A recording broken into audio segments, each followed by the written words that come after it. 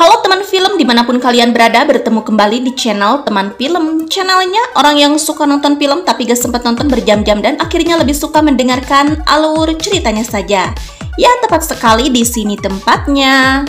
Kali ini Mimin akan mengulas alur cerita film India yang berjudul Arudra. Film yang dirilis pada tahun 2018 ini diperankan oleh aktor Tamil sekaligus sutradara dan juga produser film, yaitu P.A. Vijay. Film ini mengisahkan tentang misteri pembunuhan beberapa pria kaya yang dihabisi secara kejam dengan cara yang sangat aneh. Apakah sang pembunuh akan terungkap? Yuk gak berlama-lama lagi, kita kupas tuntas film ini. Oke guys, kita langsung saja ke alur ceritanya.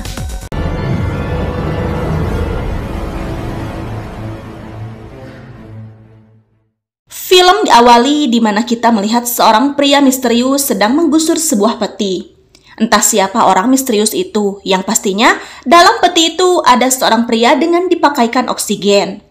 Pria misterius itu lalu mengeluarkan orang itu dan memangkut tubuhnya dengan ratusan paku hingga orang tersebut tewas. Tak lupa, pria misterius itu meninggalkan sebuah tulisan dengan bahasa Tamil kuno. Di pagi hari, mayat korban itu ditemukan. Media berdatangan untuk meliput kasus ini. Ternyata, korban adalah seorang pengusaha bernama Anwar Basa, saudara dari Menteri Tamil Nadu. Mayat Anwar kemudian diautopsi yang didampingi wakil komisaris wanita bernama Shreya. Dokter forensik menemukan 112 paku yang tertancap di tubuh Anwar, yang membuat mereka merinding karena baru kali ini mereka melakukan autopsi dengan kasus seperti ini. Menteri Tamil Nadu tak terima saudaranya dibunuh secara kejam dan dia bersumpah takkan memaafkan si pelaku.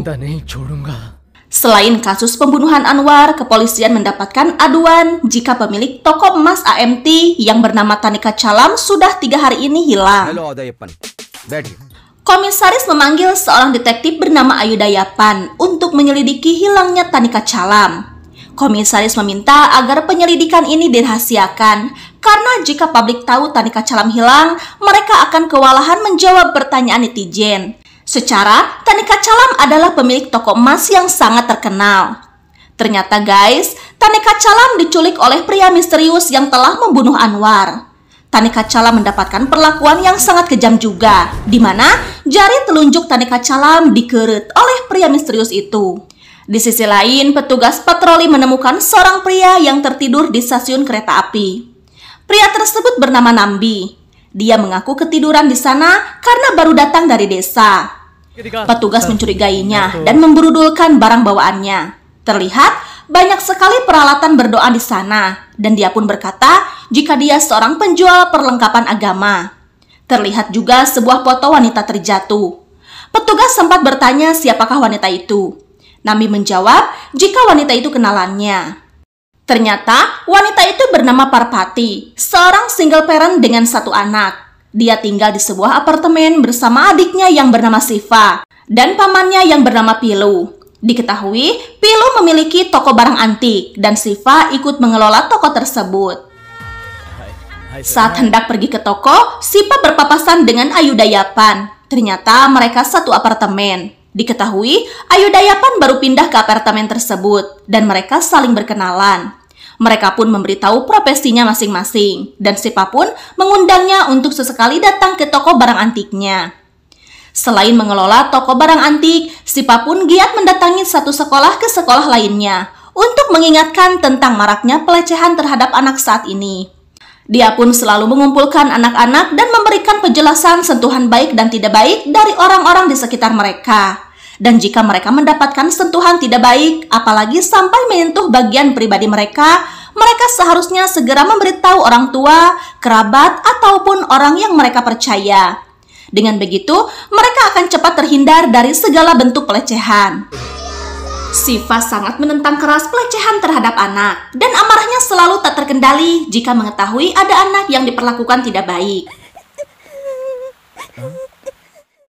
Pernah ada anak perempuan mengadu sambil menangis karena mendapatkan perlakuan tak enak dari guru lesnya, dan dia diancam akan dibunuh jika dia memberitahu orang tuanya.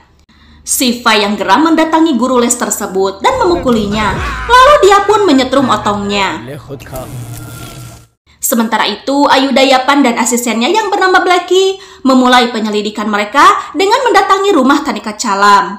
Anak sulungnya berkata, jika pada hari terakhir dia melihat ayahnya pergi dengan mengendarai mobilnya sendirian pada jam 3:30 dini hari. Dan istrinya berkata, jika mereka hanya menemukan mobilnya saja di pagi hari. Dia tak tahu kemana suaminya pergi. Lalu adik perempuan Tanika Calam menambahkan, jika keluarga mereka sangat taat agama. Dan anak perempuannya mengatakan jika ayahnya selalu menyumbangkan patung dewa ke setiap kuil.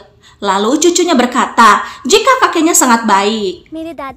Keesokan harinya, Ayu Dayapan dan Blacky ke toko emas milik Tanika Calam.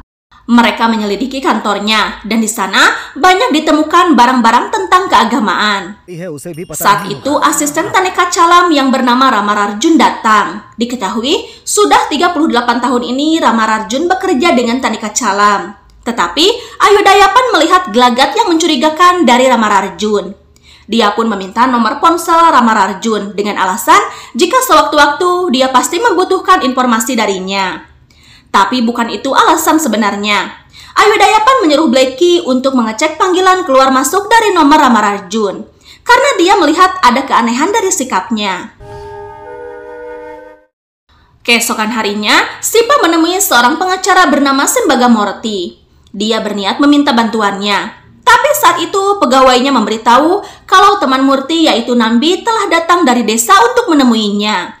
Mendengar nama Nambi, Murti ketakutan dan menyuruh pegawainya untuk segera mengusirnya. Di malam hari, Ayu Dayapan dihubungi adik iparnya yang bernama Jolita. Ternyata, selain Blacky, Ayu Dayapan dibantu oleh Jolita di setiap kasus yang ia tangani. Setelah mengecek nomor Ramararjun, Jolita mendapatkan rincian nomor yang paling sering menghubunginya, yaitu atas nama Ismail. Setelah tahu keberadaan Ismail, tak menunggu lama, Ayu Dayapan dan Blacky segera mencarinya ke sebuah rumah bordil. Kebetulan, Murti dan Siva juga melakukan pertemuan di sana. Terlihat, Murti sangat menikmati tarian wanita penghibur. Tetapi saat Murti ke toilet, dia bertemu dengan Nambi dan mereka pun terlihat cekcok. Sementara itu, Ayu Dayapan dan Blacky berhasil menemui Ismail. Ternyata, Ismail adalah mucikari yang menjajakan gadis di bawah umur. Agar tak dicurigai, mereka pun menyamar sebagai pelanggan. Entah bagaimana, Murti sudah berada dalam sekapan pria misterius itu. Dia mengikat Murti dengan rantai dan menajamnya hingga wajahnya dilelap ke dalam air. Dia terus mencelup-celupkan wajah Murti ke dalam air hingga Murti pun tewas. Dan lagi-lagi, dia pun meninggalkan tulisan dengan bahasa Tamil kuno. Keesokan harinya, Nambi datang ke toko emas milik Tanika Calam. Penjaga yang mencurigainya mencoba mengusir Nambi, dan hal itu disaksikan oleh Ramararjun. Ramararjun mendekatinya dan menyuruh penjaga pergi. Ternyata, Ramararjun dan Nambi saling mengenal. Dia bertanya mengapa Nambi datang ke sana. Nambi menjawab jika dia membutuhkan uang. Awalnya Ramararjun tak mau memberinya, tapi Nambi mengancam akan mengungkap rahasianya. Mendengar itu, terpaksa Ramararjun memberikan uang kepada Nambi. Ternyata di sana ada Blacky yang sedang memata-matai Ramararjun. Singkat cerita, Ramararjun pulang ke rumahnya. Di sana sudah ada Ayu Dayapan beserta Blacky dan juga Jolita. Ramararjun pun dibuat tak berdaya. Lalu Blacky memeriksa tas miliknya. Dalam tas itu ditemukan surat-surat properti milik Tanika Calam. Ayu Dayapan menanyakan apakah dia mengenal Anwar Basa dan juga Murti. Ramararjun menjawab jika dia tak mengenalnya. Lalu Ayu Dayapan pun memperlihatkan video di mana Ramararjun datang melayat ke rumah Murti. Dia berkata, mengapa Ramararjun datang melayat Murti jika tidak mengenalnya? Dia juga mengatakan kalau Ismail yang sering dia hubungi telah ditangkap polisi dan mengatakan semuanya jika Ramararjun sering memesan gadis di bawah umur. Selama ini dia memata-matai Ramararjun dan setelah melihat pertemuannya dengan pria di depan toko emas tadi, dia menyimpulkan kalau Ramararjun menyewa seseorang untuk menculik Tanika Calam. Tapi Ramararjun membantah tuduhan itu. Dia berkata, bagaimana bisa dia menculik tuannya yang selama 38 tahun ini memberinya makan. Dia bersumpah kalau dia tak tahu di mana tuannya berada sekarang. Saat itu, Jolita menemukan banyak tiket ke Vietnam. atas nama Tanika Calam, Anwar Basa, Sen Bagamurti, dan juga Daniel. Ayu Dayapan bertanya siapakah Daniel ini. Disinilah Rama Rarjun membuka suara. Jika pengusaha Anwar Basa, pengacara Sen Bagamurti, dan juga Daniel, agen real estate adalah teman dekat tuannya. Dan beberapa tahun yang lalu, mereka pernah memperkaos gadis di bawah umur. Dia yakin jika kematian mereka ada hubungannya dengan peristiwa tersebut. Sebelumnya mereka sering ke Vietnam untuk menemui Daniel, karena sekarang Daniel mengurus real estate di Vietnam. Setelah mendapat keterangan dari Rama Rarjun, Ayu Dayapan segera menemui komisaris dan menceritakan semuanya. Dia yakin Daniel masih selamat karena dia ada di Vietnam. Dalam pertemuan itu, tak lupa komisaris pun memberikan tulisan yang ditinggalkan si pembunuh di tubuh Sen Bagamurti. Lalu Ayu Dayapan segera memerintahkan Jolita untuk mencari tahu arti tulisan itu ke seorang profesor. Sementara itu, dia terus berpikir dan mencoba merangkum semua penyelidikannya untuk mengetahui siapa pembunuh itu. Akhirnya, Jolita menemukan arti tulisan itu. Pertama, tulisan yang ditemukan di tubuh Anwar adalah Akasfad, dan yang di tubuh Sen Bagamurti adalah Jal Samadhi. Kini Ayu Dayapan yakin jika pembunuhnya adalah pemuja agung Dewa Siwa, karena si pembunuh meninggalkan nama-nama tersebut. Di sisi lain, Nambi menemukan Parpati, tapi Parpati malah ketakutan dan dia pergi menjauhi Nambi. Nambi pun mengejarnya dan Parpati menaiki motor Siva lalu menyuruhnya cepat pergi. Tak berapa lama, Nambi menemukan tempat tinggal Parpati dan masuk ke apartemen itu, yang akhirnya dia berhasil menemui Parpati. Terlihat sosok misterius itu membawa sebuah peti dengan mobilnya ke sebuah tempat. Ternyata guys, orang yang ada dalam peti itu adalah Nambi, dan sosok yang selama ini menjadi orang misterius itu adalah Siva. Tanpa rasa kasihan, Siva memukuli kepala Nambi. Dia pun mengingatkan masa lalu kepada Nambi yang membuat Nambi ketakutan. Nambi memohon ampun dan mengingatkan kalau dia adalah kakak iparnya. Ternyata Nambi adalah suami Parpati. Siva mengatakan jika dia tahu selama ini Nambi bersembunyi di sebuah tempat. Dan dia sengaja menyuruh kakaknya untuk menghubungi Nambi agar menemuinya dengan alasan rindu karena bertahun-tahun mereka tak bertemu. Padahal ini adalah jebakan Batman.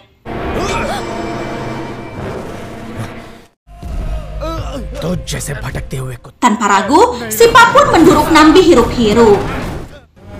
Belum diketahui alasannya mengapa Siva membunuh mereka dengan kejam. Tapi setelah dicocokkan dengan pernyataan Rama Rarjun, Mimin menyimpulkan kalau gadis di bawah umur yang mereka perkaos ada hubungannya dengan Siva. Namun apa hubungannya dengan Nambi? Mengapa Siva tega membunuhnya juga? Oke guys, daripada penasaran, yuk kita lanjutkan.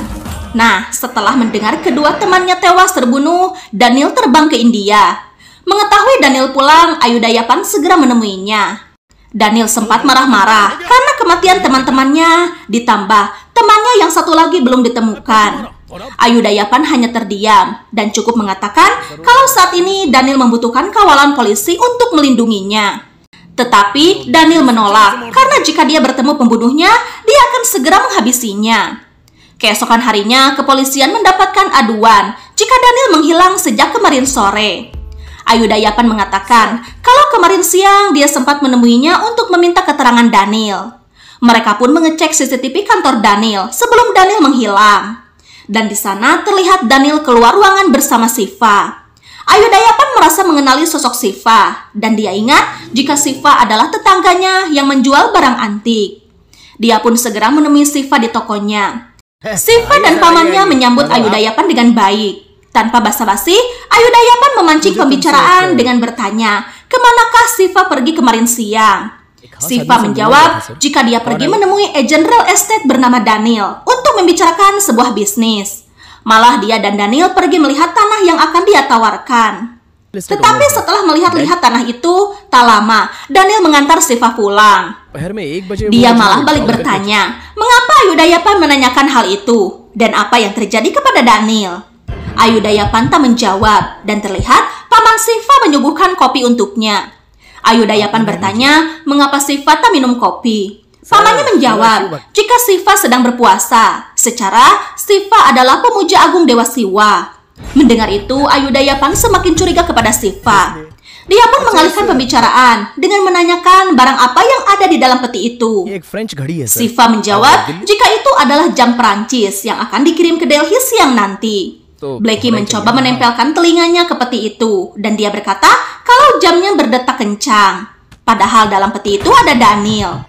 Ternyata kemarin Siva mengajak Daniel untuk menawarkan tanahnya. Padahal Siva hanya menjebaknya untuk menculiknya dan kemudian memasukkannya ke dalam peti itu.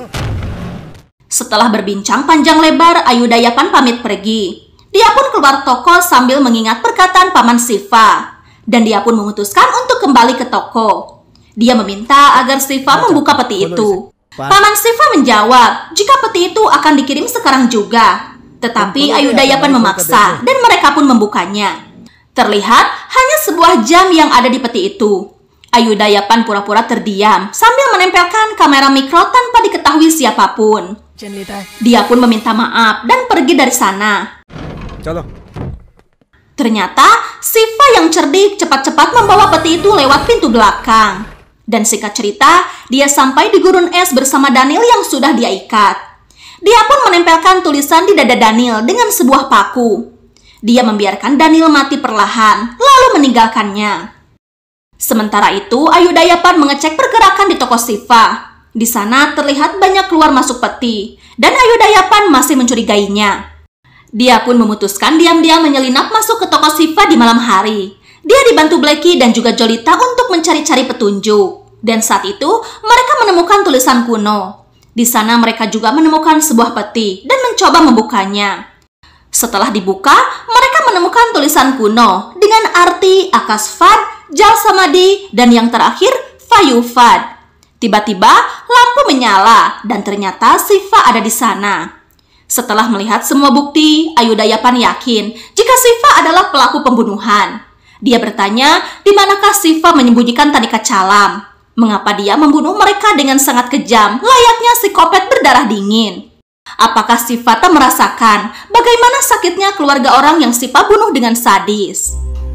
Mendengar itu, mata Siva pun berkaca-kaca. Dan disinilah dia menceritakan mengapa dia melakukan itu semua kepada mereka. Dia pun menceritakan kisahnya beberapa tahun yang lalu. Dulu dia tinggal di desa Tirumala. Dia tinggal bersama keluarganya yang terdiri dari ayah dan ibunya. Pamannya yaitu Pilu, kakaknya yaitu Parpati, dan sudah memiliki suami bernama Nambi. Dan yang terakhir, adiknya Arudra yang biasa dipanggil Aro. Keluarganya bisa dikatakan keluarga yang bahagia. Keluarganya menyambung hidup dengan memahat patung dewa. Dan dia sangat menyukai sekali pekerjaan itu. Sampai-sampai dia menolak ajakan pamannya untuk bergabung dengannya mengelola toko barang antik. Saking cintanya dia memahat patung dewa. Aro, adik bungsunya, masih duduk di bangku SMP dan hanya dialah penyemangat hidupnya. Apapun akan dia lakukan untuk kebahagiaannya. Aro sangat pandai menari dan selalu dipanggil ke acara ritual pemujaan dewa. Di waktu luangnya, dia selalu menghabiskan waktu bersama Aro.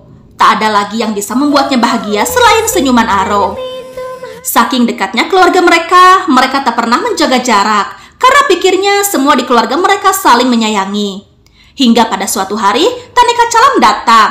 Dia disambut baik oleh keluarga Siva. Kedatangannya ke sana tak lain untuk memesan patung dewa yang akan dia sumbangkan ke kuil.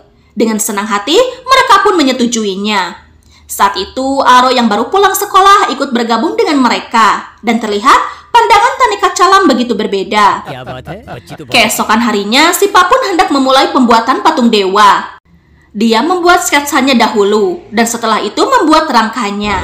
Semua anggota keluarga ikut membantu Siva agar patung dewa cepat selesai. Malah sesekali, Tanika Calam datang ke rumah Siva untuk ikut menyaksikan bagaimana mereka membuat patung dewa.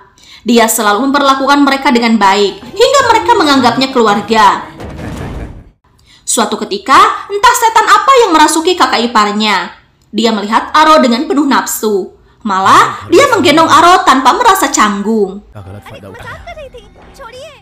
Suatu hari, Aro sedang belajar ditemani oleh Nambi. Sepertinya Aro kesulitan dalam mengerjakan matematika. Nambi menawarkan diri untuk membantunya, dan dia menyentuh Aro dengan sangat dekat. Tapi Aro tak curiga, karena pikirnya sentuhan itu sentuhan biasa saja. Mengetahui Aro belat dalam pelajaran matematika, Nambi menyarankan agar Aro mengikuti les. Ibunya tak setuju karena tempat lesnya jauh dari rumah dan dia khawatir takkan ada yang antar jemput Aro. Nambi menawarkan diri untuk antar jemput Aro. Dia berkata dia rela melakukan itu asal Aro bisa belajar.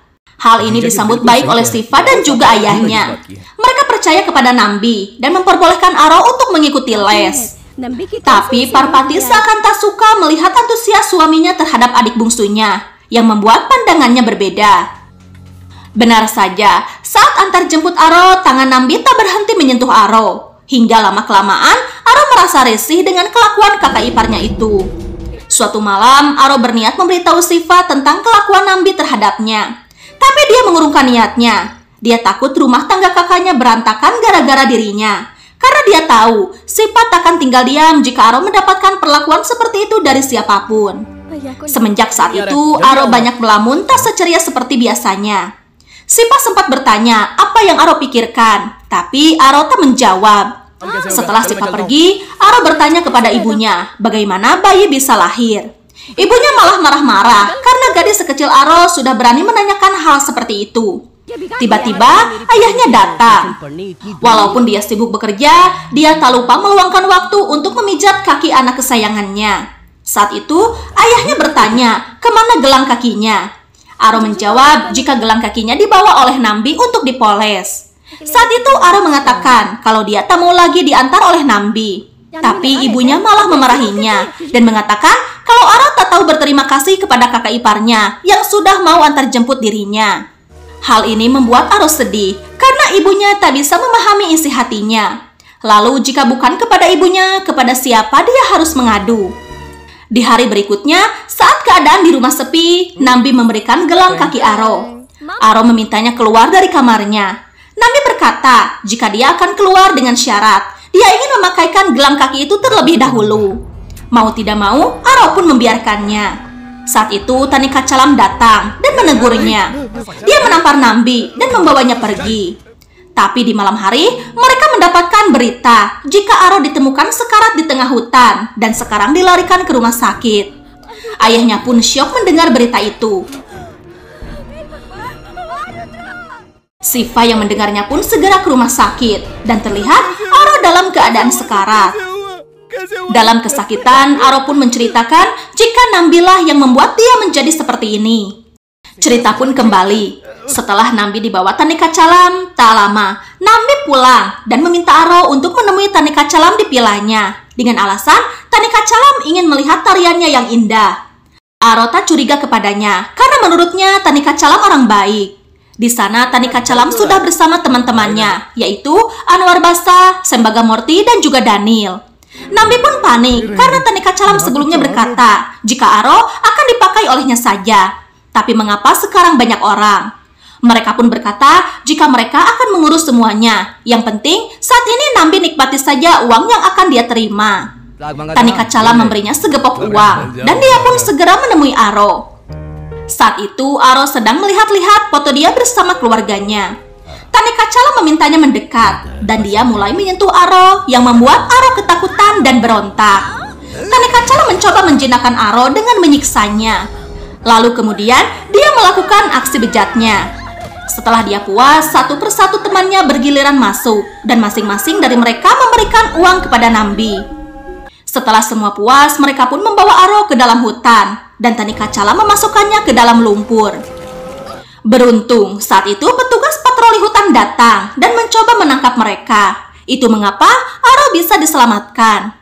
Mendengar hal itu, Siva marah dan sangat murka. Begitu juga dengan Ayudayapan beserta yang lainnya. Dia pun merasa iba dengan apa yang menimpa adik Siva. Siva pun meneruskan ceritanya. Kalau setelah 15 hari dirawat, Aro menghembuskan napas terakhirnya. Orang tuanya tak bisa menanggung kesakitan ini dan mengakhiri hidupnya. Dia tak percaya dalam sekejap keluarga bahagianya akan hancur seperti ini. Dan yang dia tidak habis pikir, mereka menyuap polisi dengan membuat laporan palsu bahwa keluarganya melakukan aksi bundir karena terlilit hutang. Mulai saat itu, dia tak percaya lagi kepada dewa dan dia marah semarah-marahnya karena dewa tak melindungi keluarganya padahal mereka selalu menyembahnya. Dia pun menjadi gila dan beruntung Parpati beserta pamannya membawa dia ke pendeta untuk menyembuhkannya. Setelah dia sembuh, dia berpikir kalau mereka tak boleh dibiarkan hidup lebih lama lagi. Bertahun-tahun dia mengikuti mereka dan mencari tahu kesehariannya. Hingga pada akhirnya dia menculik mereka satu persatu dan sampai ke titik ini. Ayudayapan meminta Siva untuk mengatakan keberadaan Tanika Calam. Dia berjanji akan menghukumnya dengan pasal yang berlaku. Tapi Siva tak percaya. Dia berkata jika hukum di negerinya berpatok dengan uang dan kekuasaan. Dia memperlihatkan ratusan berkas aduan kejahatan seksual terhadap anak di Delhi. Dan dalam 25 tahun ini, hanya 3 orang pelaku saja yang dihukum gantung. Tapi lihat di negara lain, hukum pelaku kejahatan terhadap anak dilakukan kebiri. Ada juga yang dihukum mati dengan cara menyuntikkan racun. Tapi di negara ini, hukum seperti itu tidak ada. Malah mereka bisa dibebaskan dengan jaminan. Dan para pelaku akan mengulangi kejahatannya lagi. Maka dari itu, orang-orang seperti Siva harus ada di negara ini untuk menghukum para pelaku kejahatan yang tak bisa dijangkau hukum. Tiba-tiba, wakil komisaris Rea datang dengan pasukannya. Siva terkejut dan dia masuk ke dalam lemari. Ternyata, lemari itu adalah jalan rahasia. Terlihat Siva membawa Tanika Calam ke suatu tempat. Dia menghajar Tanika Calam habis-habisan. Tapi saat itu, Ramararjun datang membawa banyak anak buahnya. Dia tak terima tuannya disakiti oleh Siva dan memerintahkan anak buahnya untuk menyerang Siva. Awalnya Siva bisa melawan mereka, tapi Siva kewalahan dan dia pun berhasil dikalahkan. Dalam keadaan sekarat, dia mengingat kesakitan Aro dan itulah yang membuat kekuatannya pulih kembali. Dia pun bangkit dan mengalahkan mereka semua termasuk Ramararjun. Lalu dia menyiksa Tanika Calam tanpa ampun. Setelah tak berdaya, dia memasukkannya ke dalam lumpur percis seperti apa yang Tanika Calam lakukan kepada Aro. Dia pun menusuk tubuhnya dengan membabi buta hingga Tanika Calam tewas. Setelah itu dia merasa arwah Aro tenang karena melihat para pelaku yang sudah memperdayanya tewas dengan mengenaskan. Tak lama kemudian polisi pun datang. Terlihat Siva duduk dengan santuinya dan film pun berakhir. Oke teman film, itulah kisah dari film Arudra. Jangan lupa like, komen, dan subscribe ya. Bye-bye.